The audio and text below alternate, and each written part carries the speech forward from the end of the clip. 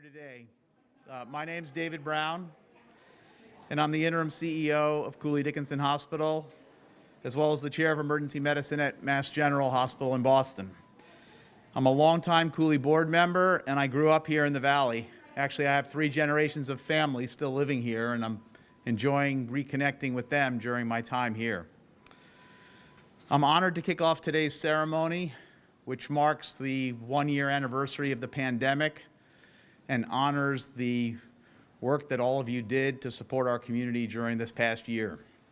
Today's a day of remembrance and reflection for us all. It's been a year since the WHO declared COVID-19 a worldwide pandemic, a year since the U.S. declared COVID-19 a national disaster, a year marked by the death of 545,000 Americans and countless more around the world. A year marked by economic and social hardship, by disruptions at work, education, and in the everyday human interactions that we all treasure. A year filled with fear and frustration, heartache and despair, but also extraordinary courage, commitment, and compassion. A year filled with emotional and physical fatigue. A year since we, all of you, started taking care of our friends and neighbors and ourselves in what will always be probably the most important and defining event of our careers. For me personally, it's been a year since I moved out of my family's home and lived alone for 15 weeks in an effort to protect my family from an infection I thought I was certain to contract in the emergency department. A year since I felt the flash of fear intubating my first patient with COVID-19, a fear that would take months to recede. I spent most of the past year at Mass General, as I said, but I've been, as I said, a Cooley board member, and so I was able to see and hear and feel the amazing response of our teams here at Cooley at every level of the organization to serve our community at its time of greatest need. I am so proud and grateful to be part of that community now, and so proud and grateful for all you've done for our patients and for each other. At a time when our community really needed us, each of you stepped forward, and I'm just in awe of what all of you have accomplished. And now, with 3 effective and safe vaccines going into shoulders as fast as they can be produced and distributed, I feel optimistic about the future. I now allow myself to look ahead to a time when we can safely hug our loved ones and see each other's smiles at work unmasked. Meanwhile, I continue to be inspired every day by each of you, by your courage, your grace, your compassion, your commitment, and your humanity. And as your colleague here at Cooley, I salute and thank you all. So I'm going to turn it over to our CNO, Angela Belmont, to introduce our next speaker.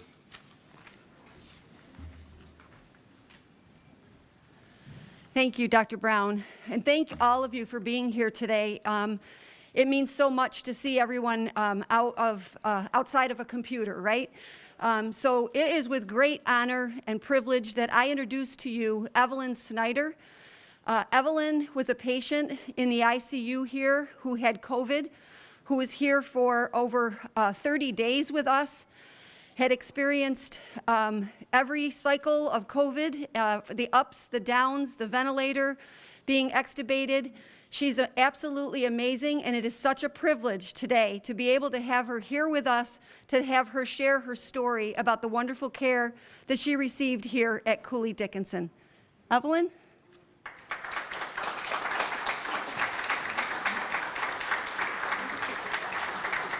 Okay, well, I'll do my best. Thank you for including me in this day of remembrance. What a year. Before being asked to join you, I have been reliving my COVID-19 experience, both in and out of the hospital. And despite being intubated for nearly 2 weeks of my 30-day stay, my memories, including a few drug-induced dreams, are rich and come to light often.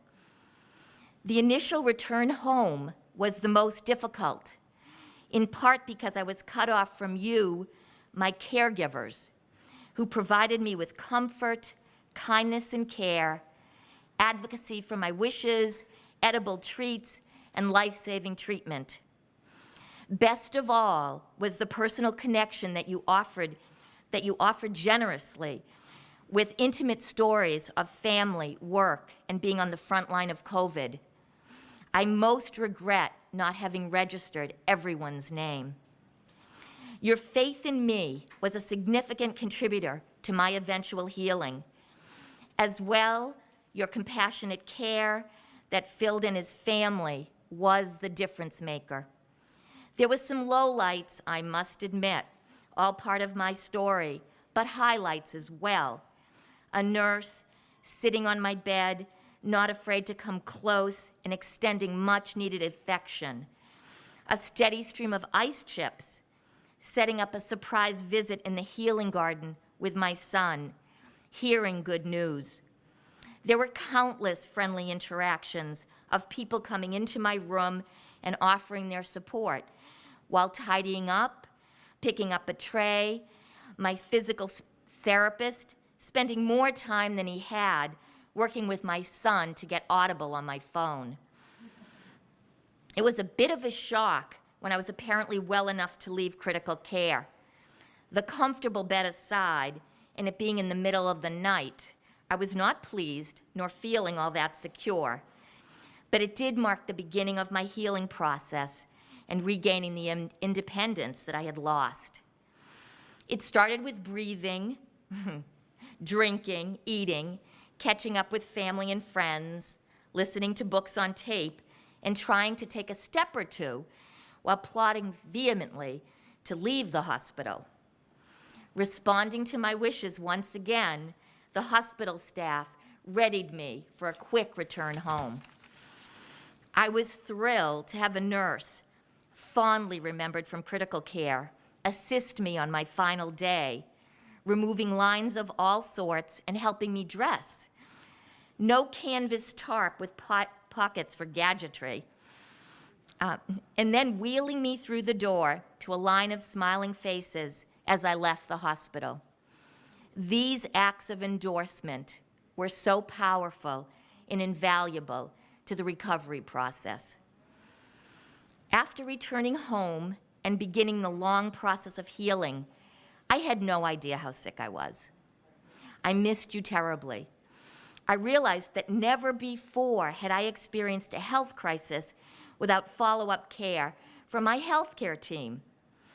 Then the right person at the right moment appeared, a bridge from post-COVID care to my team at CDH, who let me know how you were all faring while also offering me a path forward. How I have worried about you continuing on the front line and facing down the health crisis every day with patients. What I want to leave you with is that your care was personalized and of the highest quality, and that you are appreciated, remembered, and thought about often. I sing your praises loudly, though not well, and want for your well-being as you care for so many others. How many thank yous is enough to meet this moment? As my 2.5-year-old granddaughter says of her love for her family, into infinity. Thank you for all that you do. You are my heroes. It is wonderful to be here and to be alive. Thank you.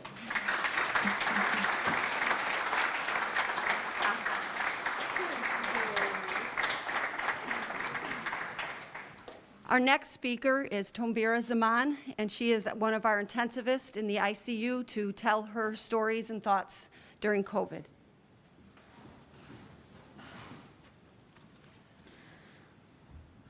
I might cry after that one.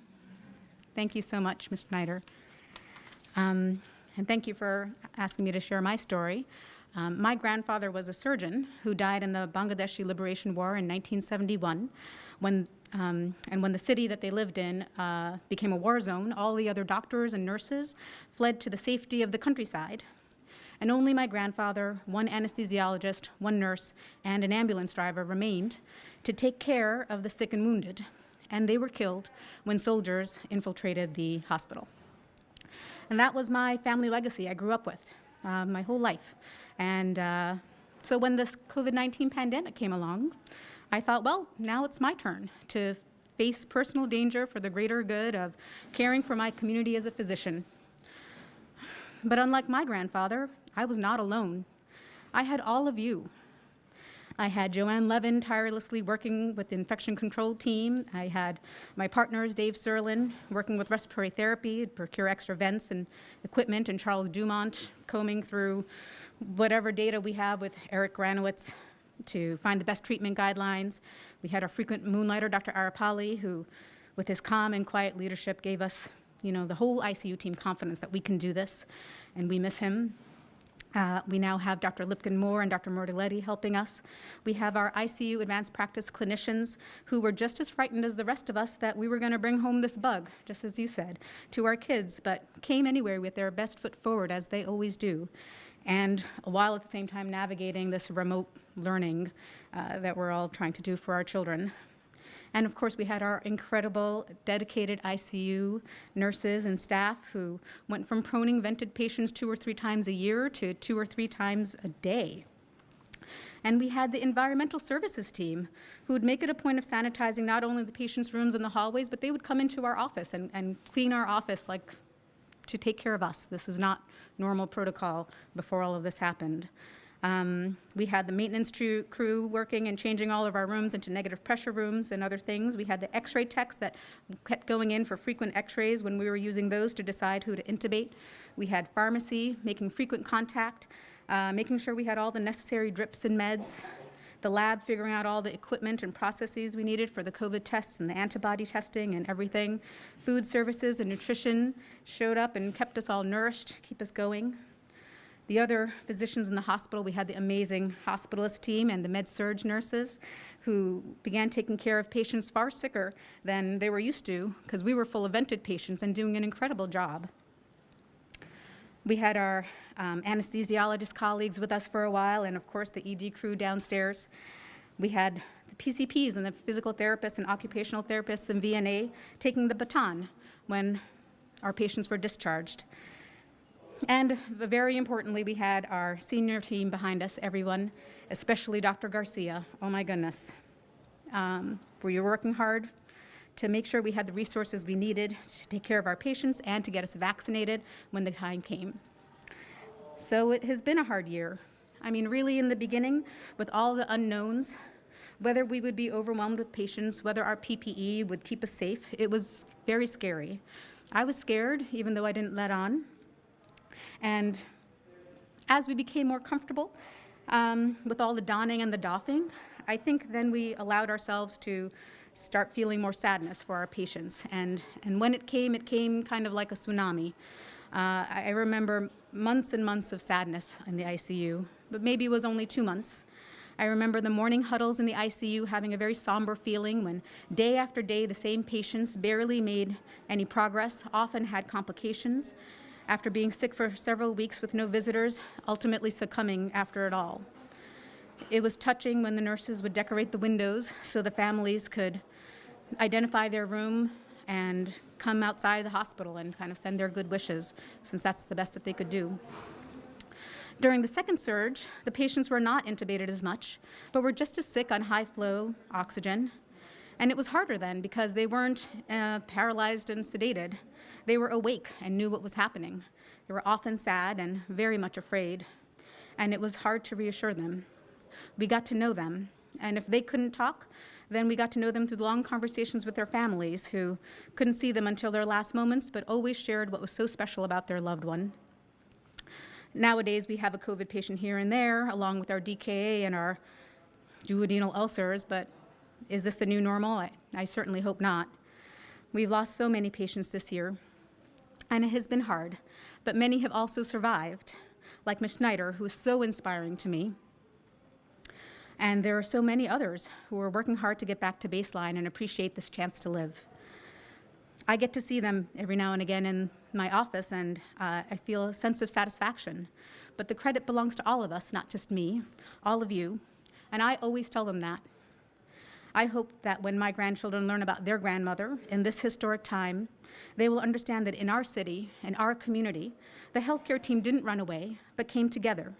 And we helped some people survive, and the others, we tried to ease their suffering on their way out.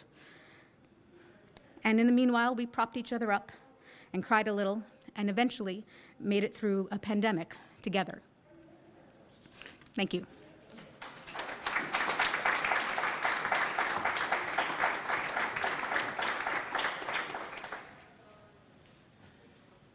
Amanda Dixon, one of our critical care nurses.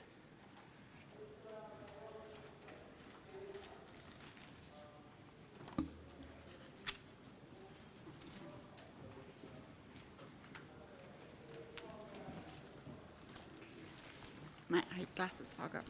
Stand by, girls. A year of COVID-19 in the ICU. In memory of Tom, Fred, Patrick, Alan, Michael, Carmen, Joe, and many more. Weeks of hard work and dedicated care could not save them. They did not make it, and we will never forget them. In the last few weeks of their lives, we were their family and caregivers. There was no one else. We shared their pain. We were at the bedside with them day and night, trying everything we could to help them, and it was devastating when they died. They were also alone and behind closed doors for long periods of time, until the last few days or hours when their families were finally allowed in to be with them. For those who had no one, we made sure one of the nurses stayed with them until the end. For many of us, the memories are stark. The vision of a wife, her husband lying still on a ventilator laden with tubes, who found a spot at the head of the bed where she put her face next to his and wept into her mask. Some couldn't risk it and stayed out in the cold parking lot, sometimes for hours, looking up at the window with the pink hearts so they could wave or say goodbye. Sometimes we broke the rules. We couldn't help it. Hugging a bereft wife or holding someone's hand, human nature winning over science and protocol. The effects of this last year are still surfacing. We cope as part of our job, but the weight seems heavier than usual. The impact of witnessing family separation when they need to be together like no other time is profound, and we have felt their sadness and frustration. We all have our stories to tell. One nurse went home after her patient was sedated and intubated, a final attempt to save his life. With a heavy heart, she shared her story with her husband that night. She was the last person to talk to him before he passed away, and it did not feel right. In the next room, another patient was slowly deteriorating. It seemed like he could survive. He had been active and healthy with no major health issues. Every day we encouraged him to keep going, told him people were surviving and going home. He looked straight at me and said, "Do you mean that? You're not just saying that?" I will never forget the way he looked at me, desperately seeking reassurance, clinging on to hope, trying so hard even though he knew he was dying. Coming back to work a few days later and seeing the room empty, my heart sank. He did not survive. Even when we are used to losing patients, this was a hard one. It caught me off guard. We couldn't do anything to stop it. It was soul-destroying. I have not witnessed anything like this suffering in decades of nursing. At one point, there were several weeks in a row where we were losing patients nearly every day, sometimes more than one or two. It felt like death was closing in on us and we were losing control. And this is the burden we carry with us. We lost so many, and the air felt dark and heavy, feeling helpless to this ugly virus.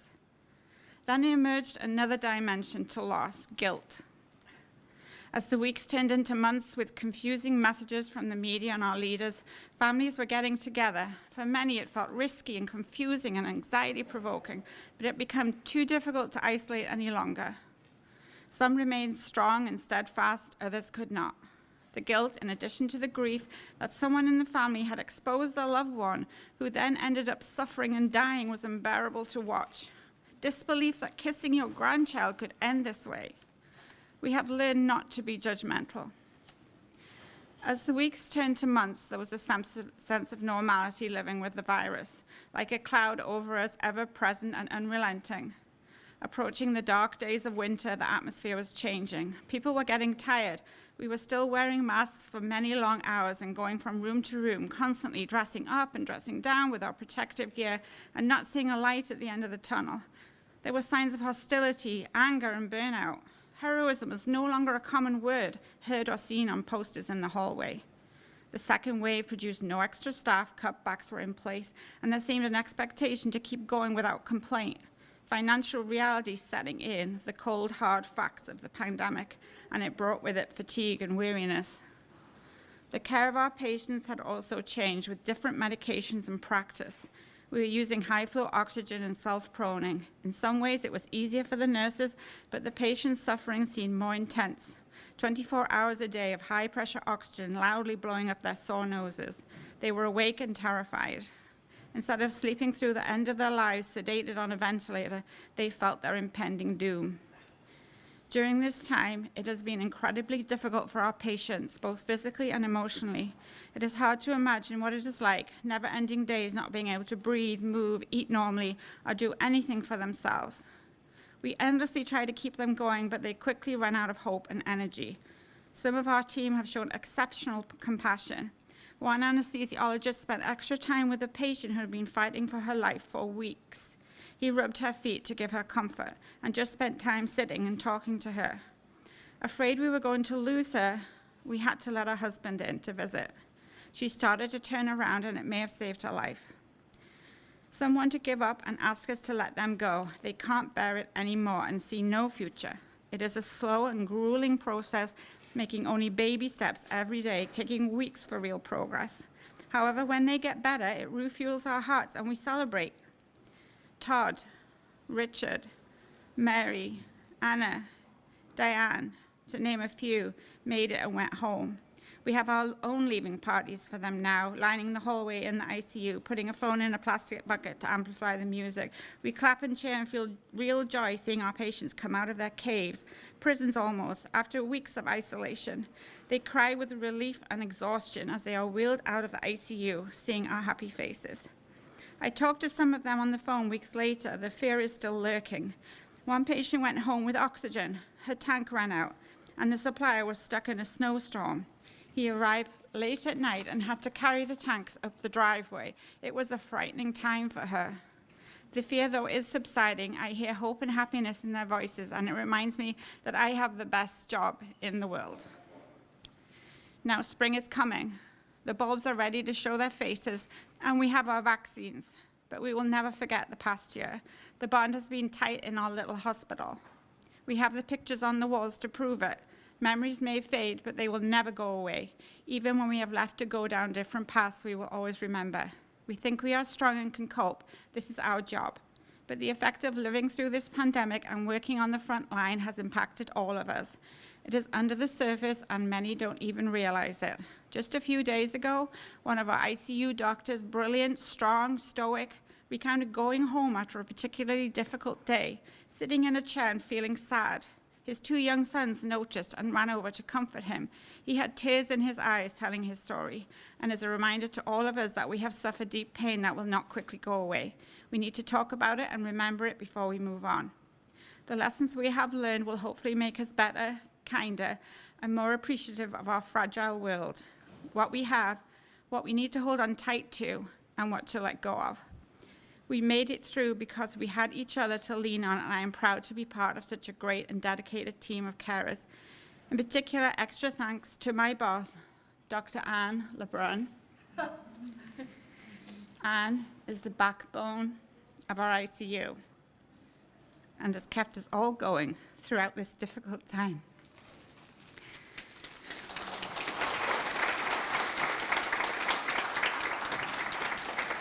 With her amazing leadership, humor, and infinite ability to calm troubled waters amongst all the highly strung ICU nurses. Thank you. We could not have done it without you.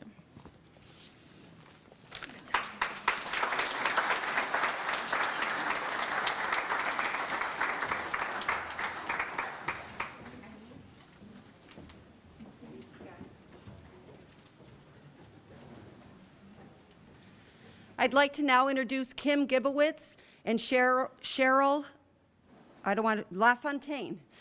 And they are both nurses on North 3, where we had most of our COVID patients on a med-surg floor.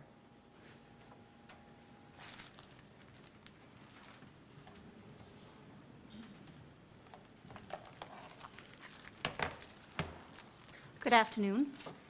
As stated, Kim and I are both staff nurses on North 3, which became surprisingly the COVID unit. None of us were prepared for that, but we have both worked on that unit since before the pandemic began, and there we stayed throughout the entirety up to today. We wanted to thank Margaret Ann for asking us to be part of this celebration and reflection, and we speak to you as individuals, but also as the collective voice of the North 3 staff who have worked alongside of us throughout this pandemic. We are speaking together because that was the key element of our survival of the COVID pandemic: cooperation and support. None of us was alone, nor could we have made it through alone. All of the essential workers, our North 3 staff, Cooley Dickinson staff, and our community, we all supported one another, and that is how we made it this far. In preparation for our remarks, we asked our colleagues to take the time to reflect on their experiences and share some of their feelings and thoughts on our journey this past year. They spoke of fear and frustration that was faced on a daily basis and the losses we endured. One nurse wrote, "For the first time in my life, I had questioned my career choice, but I would not hesitate to do it all again." And another wrote, "The beginning of the COVID was terrifying. We had no idea what to expect or if we were going to contract COVID ourselves. I was so worried about bringing it home to my family. As time went on and we learned more, I began to feel more confident and supported. The teamwork on the overnight shift on North 3 has been incredible." Collectively, we've come away with a sense of pride in our accomplishments and survival. There sure were challenges, but we met them together and overcame them with the support of each other. Like Amanda said, the trust and responsibility that we're given by our patients and their families is humbling. It is a sacred thing to serve and care for one another. Our voices, our hands, and our hearts, and our endless efforts connected patients to their families and loved ones who could not be present at their bedside. We bore witness to their fight and the lives that they lived. Their recoveries were celebrated and their deaths were mourned. Some days we were filled with anxiety and faced with loss, and many of those days there was no moment of quiet or time for grieving. But we've come through this year together, and we move forward together, one shift and one day at a time. We are hopeful and can see and feel the progress that is being made in our battle with the COVID virus. I would just like to thank all my coworkers and staff from all the departments for helping North 3 through this difficult year. In closing, I'd like to share just a few more sentiments from our colleagues. One of our nurse colleagues wrote that they were so proud of the staff on North 3. They remained calm, professional, caring, compassionate during an extremely difficult time. And one of the hospitalists that was there through the whole time was extremely helpful, wrote, "The nurses and aides are our true heroes the last year. It's been a challenging year of patient care and managing family and community fear. Thank you for all you do. I see the fight at the end of the tunnel, or the light at the end of the tunnel, I'm sorry. And it's a relief to know we can do anything." And that's from Maggie Johnson, one of our wonderful hospitalists that we have. I'd also like to thank Margaret Ann and Brian for making sure that we were safe every day throughout this year and taken care of, really. Thank you. Thank you.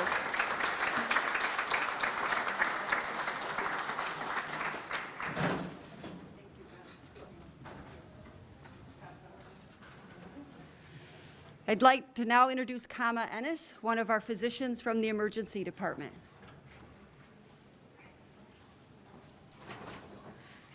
Thank you, Angela, and thank all of you.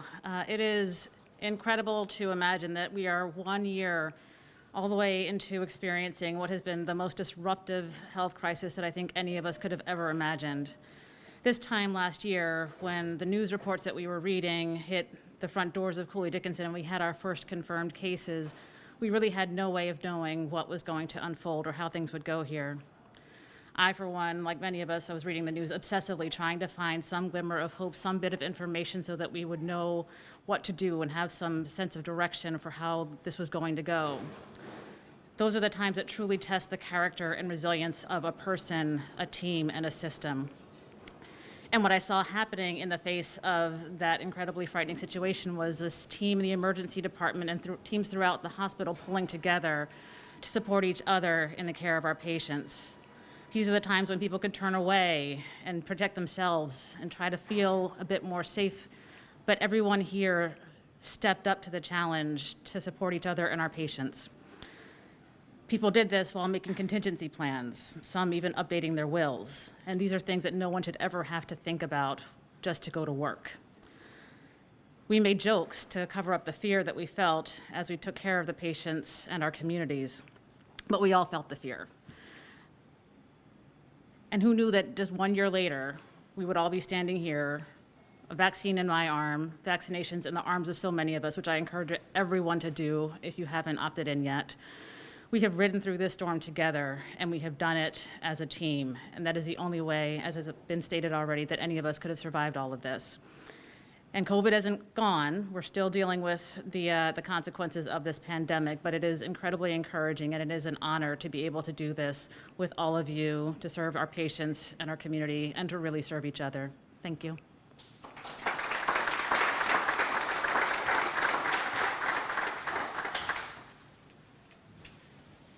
Our challenges weren't just in the hospital. We also had our challenges that we faced with VNA and hospice, and Priscilla Ross, Executive Director, is here to talk about their challenges.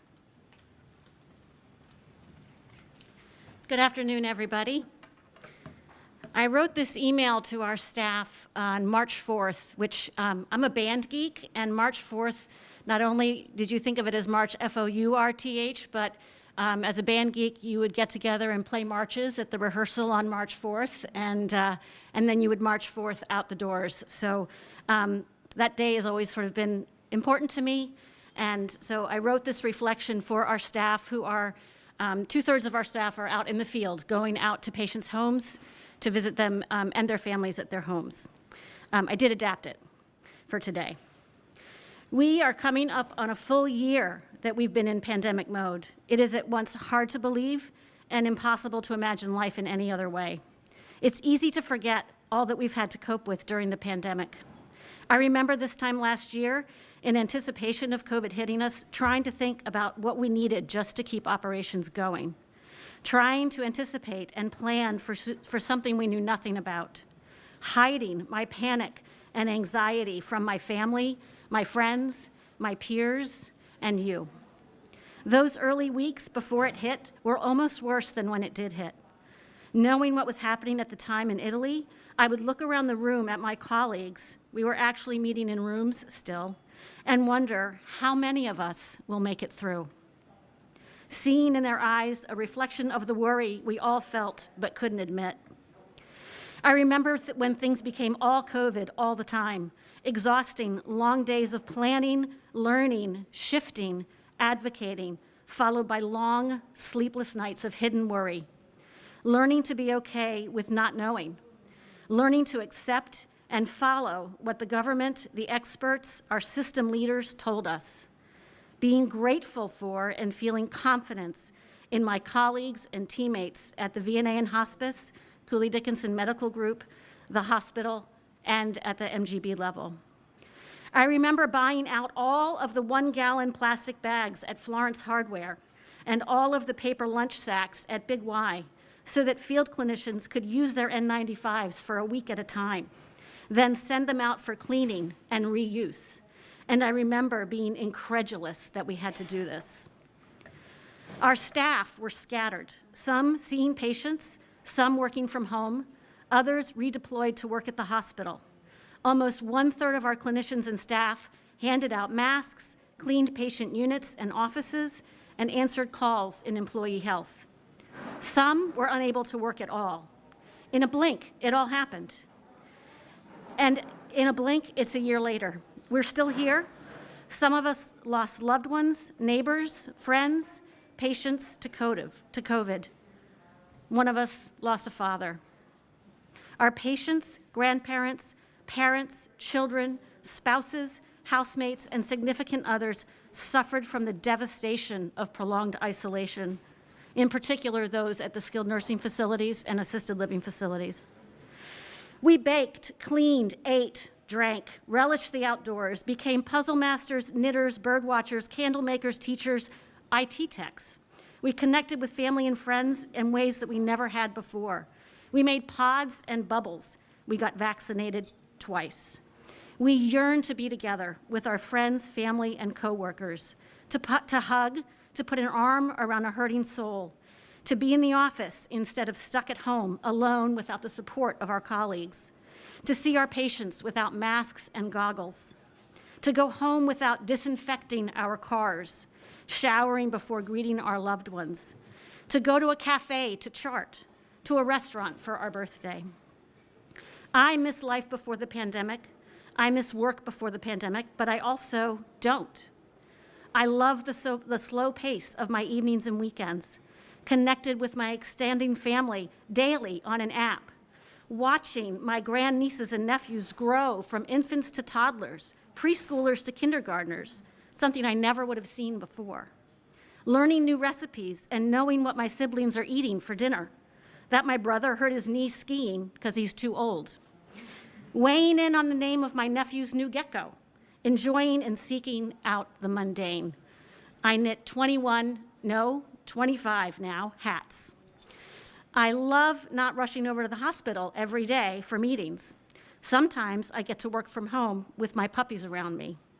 Seeing you in the flesh, having meaningful interactions, because any interaction is so rare and precious, you can't let it go to waste. Seeing our team learn, adapt, be patient, lose patience, find joy, accept the sadness, support one another, be annoyed, and be kind. It has been a strange, strange year, and we still aren't out of the woods yet, but we did it. We worked really hard. We cared really hard. We changed, we morphed, and we came out on the other side better clinicians, better support and administrative staff, better leaders, because at our very core, we are compassionate and resilient humans. We practice it every single day. We see it every single day, so much so that we don't even notice it in each other or ourselves. But I have noticed, and I'm so filled with awe and inspiration by it and by all of you. Thank you.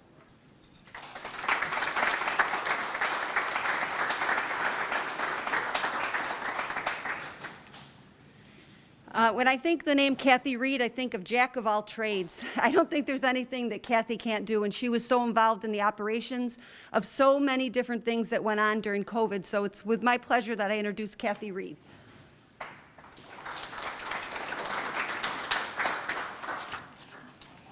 Thank you, Angela. This year has been an emotional roller coaster for all of us. I remember when news first broke of the COVID-19 virus being detected in the U.S. At that point, I realized our country would never be the same. Surge planning started in early March. Watching Massachusetts go into lockdown and that eerie feeling of driving to work with no one on the roads. Worrying about my kids who are now adults and no longer living at home, hoping they were being safe. Worrying about keeping my 82-year-old mother safe from venturing out to perform everyday tasks like grocery shopping that had become so scary and dangerous for us all.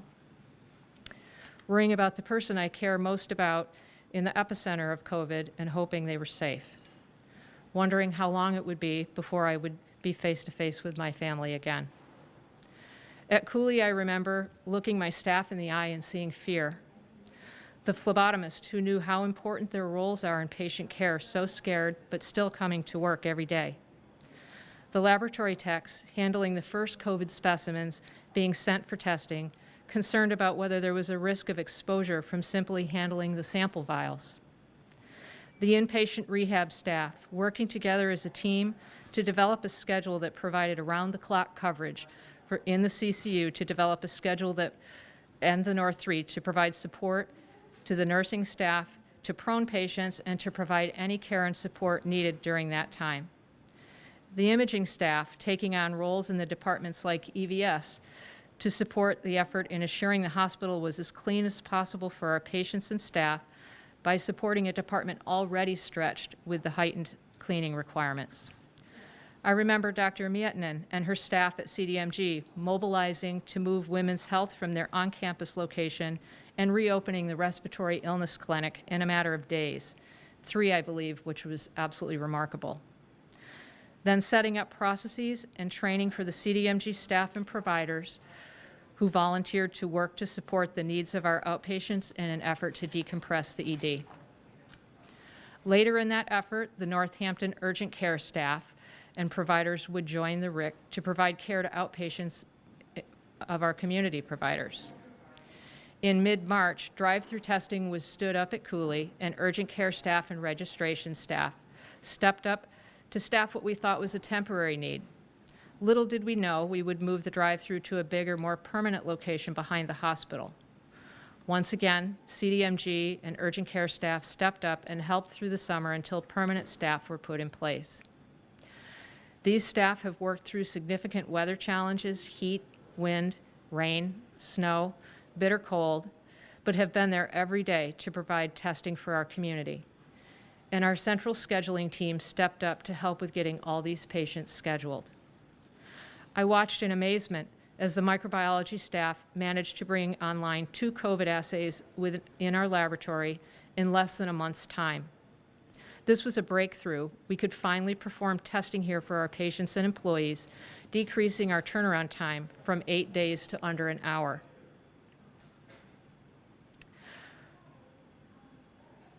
Our specimen processing staff, navigating changes in test codes, collection media, swab types. In some cases, these changes were happening daily, yet they persevered and to date have processed over 60,000 specimens through our laboratory. Our lab techs packaging up specimens to be sent to places like MGH, Mayo, Quest, and the Broad for testing. We struggled through significant supply chain challenges, first with collection media, then swabs, then COVID testing kits. But through it all, we managed to get results for our providers with minimal delays or disruptions. Then came the creativity of CDMG to stand up drive-through flu clinics. A whole new way of delivering health care was happening. Virtual visits became a method for treating rehab patients and urgent care patients, and CDMG, rehab, and urgent care continue to use virtual visits for patients to this day. So much of this work could not have been possible without the knowledge of Rob Levine and his team.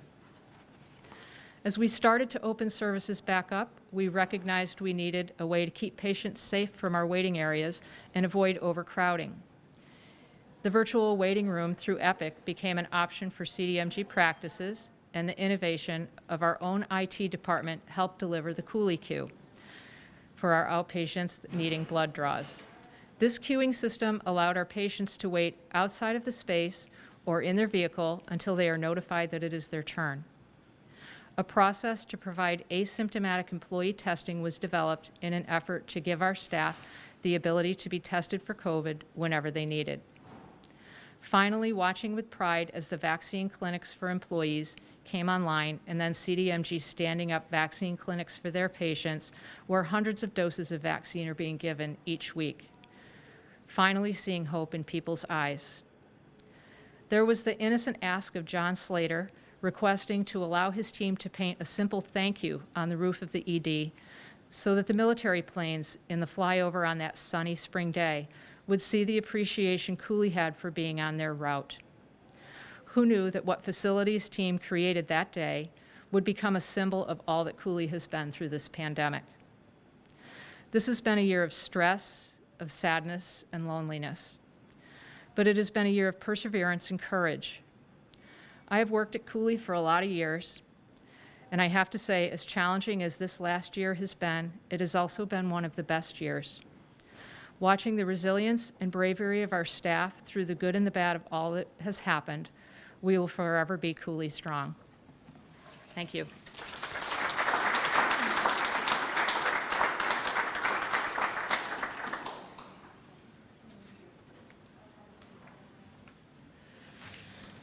I don't know, in my mind, the thing I want to say is wow.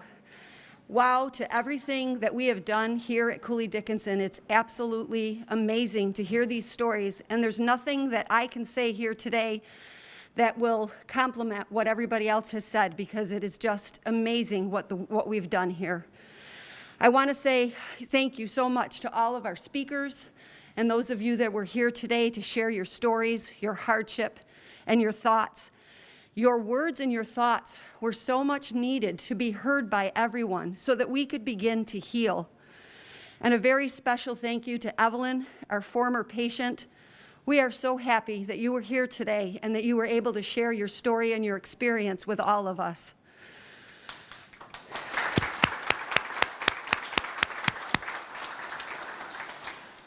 I want to thank some folks who helped make this program possible today. Carla Bouchard, our respiratory therapy director, she here? Carla started off with a little idea and helped us be inspired to create this program today that I so hope that each and every one of you were able to get some small piece of something that makes you feel a little bit better about what's gone on. I want to thank Christine for all of her hard work. Where'd she go? She was over here. She moves around. There she is. For her assistance with the flyers, the banner, setting up our live stream, and even through the entire COVID pandemic, listening to me and my crazy ideas and thoughts about what I think we should do to try to keep people inspired. I also want to thank John Slater and his team for helping us with the banner behind us, and also the hearts. These were probably the size of the heart that was up on the roof when the flyby went by. So thank you to that team for helping us. I also want to thank the senior team for your support and, Estefan's leadership, and Tony and Lori, day in and day out in the command center. Those were some really tough days, but we got through it, and we even managed to laugh. Thank God for Estefan's sense of humor. So without any further ado, I'd like to present this plaque. This is a plaque that we'll keep up here in P2000. Hopefully you'll get a chance to come over and take a look at it. And basically what it says is forever grateful. With heartfelt gratitude to all CDHC employees for your unwavering dedication during the COVID-19 pandemic.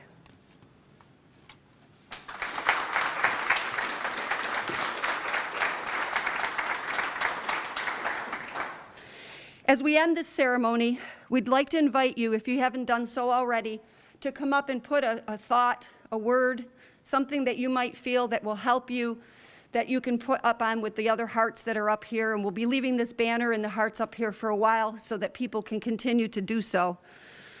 In closing, I want to say thank you to our community. The donations that we received throughout COVID were unbelievable. The food, the supplies, every day something was coming in, whether it was apples, cookies, or full meals. It was absolutely amazing. And to this day, the flowers that you all have here today were donated by Florence Village Flowers. Last but not least, I want to thank the healthcare team. Thank you for your continued efforts to support, care, and keep each other safe. Your dedication and commitment to the community is unwavering. I'd like to leave you with this thought and then ask that you would all join me for a moment of silence in remembrance of those that we lost. When this is over, may we never again take for granted a handshake with a stranger, the full shelves at a grocery store, conversations with neighbors, a crowded theater. May we never again take for granted a Friday night out, the taste of communion, a routine checkup, a school rush each morning, coffee with a friend, a stadium roaring. May we never again take for granted each deep breath, a boring Tuesday, or life itself. When this ends, May we find that we have become more like the people we wanted to be, we were called to be, that we hope to be. And may we stay that way better for each other because of the worst. Please join me in a moment of silence.